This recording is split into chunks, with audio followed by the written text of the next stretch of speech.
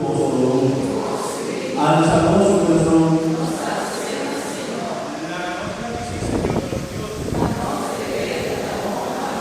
En verdad, no debe fuente de salvación que llamamos Antatasá, Dios Todopoderoso y Eterno, fuente de vida y de alegría, guarda que la hora del tiempo llega, el misterio que estaba escondido, por el pensamiento y historia, para entender el mundo por volver a la vida y por seguir esperando en un porvenir feliz. De Cristo nuevo, de nuevo Adán y de María nuevo Eva, a aparecer finalmente en la iglesia, con pensamiento y humanidad, con Cristo Jesús, a redimir por el pecado. Para el aquí, entender creación por el Espíritu Santo, para volver a comenzar su camino, para llegar al pasto eterno. Permitinos analizar y canta en el número de la paz del Santo Espíritu.